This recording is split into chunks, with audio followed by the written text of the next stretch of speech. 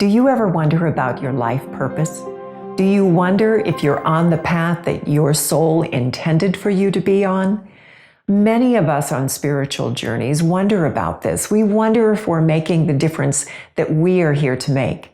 Today, I'm going to share with you a tip, a little trick for actually discovering your life purpose. Let's talk about your life purpose. I love the metaphor my friend Ariane Thomas uses for discovering your life purpose. She says every soul before they come to earth packs their spiritual bags with their spiritual gifts. And when we get to earth and we open up our bags and we look at our spiritual gifts, we get an idea about what it is we intended to do when we got here. Now, we all know that if we pack our bags for a physical trip, and I pack my bags with Hawaiian shirts and shorts, I'm probably going to a tropical place to have fun. And if I'm packing my bags with a parka, I'm going someplace cold for a while. We know that. And that's also true with our spiritual gifts. What we put in those bags are indicators about where we're going to be, what we're going to do, and how we're going to make a difference in the world. Now, your purpose is not just a career or a job. And you know that if you're already in a career or you already have a job and you feel unfulfilled. It's not the type of work. That's not usually what it is, though it can be. Our dissatisfaction comes from knowing that we have a contribution to make, and that contribution wants to be fulfilled.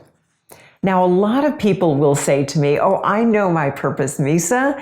I'm here to love." And you know what? They're right. They are here to love. We are all here to love, to develop our capacity to love more deeply, more vastly, more expansively than ever imagined in the human body. We are all here for that purpose.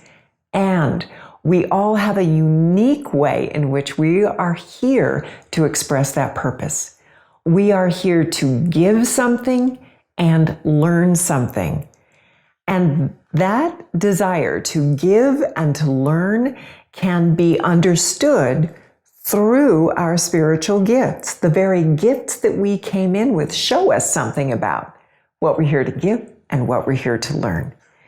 Imagine for a moment in the old days, if you grew up in a village, there would be a medicine person, a shaman, the resident psychic, who would be there to greet each new baby, each new child that came into the village. And he or she would be taking time with each new little one to say, "Who are you? And what are you here to do? How are you here to make our world in this village better?" And the shaman or medicine person or psychic would help the parents understand the unique spiritual gifts that child had so that the parents could nurture those gifts within the child. Now, most of us didn't experience that. And here's what happens when those unique gifts aren't pointed out in any way and aren't nurtured. We have experiences and we think they are normal. We think everybody does that. Let me give you an example.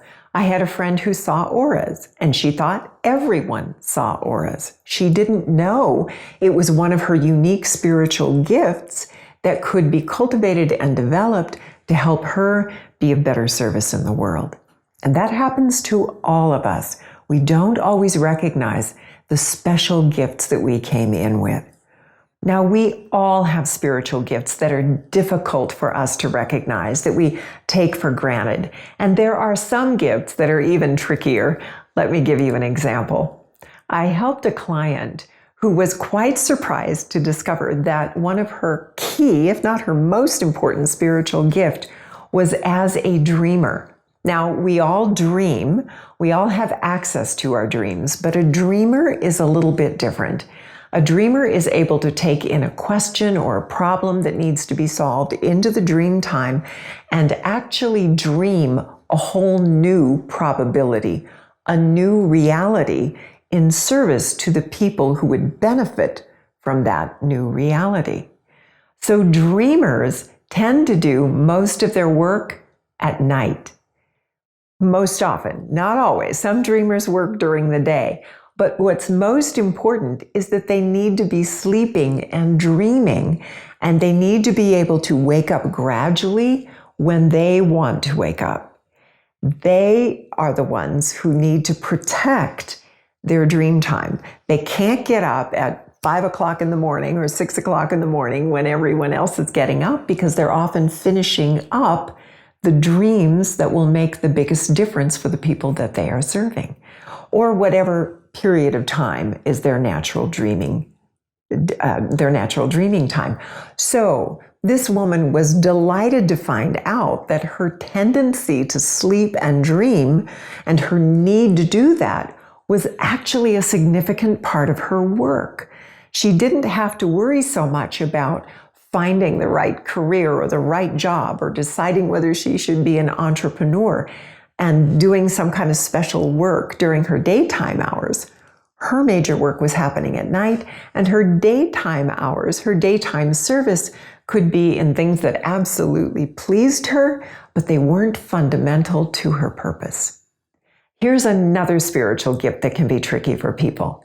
This is when you have visionary abilities. People who are visionaries see the potential of the future, and they are happiest in environments where they are with other people who want to look out into the future and see the best potential. And they will continue to offer visionary insights that will progress a company or a group of people or an organization forward. They are the most unhappy when they are in organizations or work environments or entrepreneurial environments where there isn't any forward thinking. So visionaries play a very important role in moving our collective consciousness toward what we have come here to experience. And visionaries also tend to think that everybody is visionary in that way, but that's not true. It is a unique spiritual gift, and it longs to be exercised in a way where the individual can really thrive and be of their greatest service. Now, when I do spiritual readings for people and look at their spiritual gifts, I look at over 33 different spiritual gifts that the individual might have. And we look at the collection of those gifts, the ones that are the strongest, and I look for their most unique spiritual gift to help individuals get a clear idea about how they pack their bags and what their path will best look like for them. If you'd like to learn more about the spiritual readings, just check out the link below and it will take you to my webpage. Now, are you ready for the trick? There is one thing you can do that will make a big difference in understanding your purpose, and it has to do with your service. Think about the times that you're in service, whether that's to other people, to animals, to plants, to the earth in some way. What are those moments when you are in service and you feel absolutely alive? Absolutely alive. Are you teaching, communicating, problem solving, arbitrating? What's happening in you? There's that moment where it's like, I can do something about this. I can make a difference here. That is a big clue to your true purpose for being here, regardless of whether you're an entrepreneur, a career person, or you have a job. It's in that aliveness. So here's the question for you. What in service makes you feel most alive? And I invite you to write that down in the comments below so we can inspire each other in the different ways that we are all here to be of service and to be in that ever-expanding love that we all know we're here to be and experience, and true and dedicated to our unique purpose. If you'd like to learn more, visit my website, misahopkins.com, where we explore the sacred feminine in our healing, our unique and powerful healing journeys, and sacredfemininawakening.com, where we explore ancient practices and traditions that take us deeper into our yin or sacred feminine energy. Thanks so much for being here today, and I look forward to hearing more about your sacred purpose.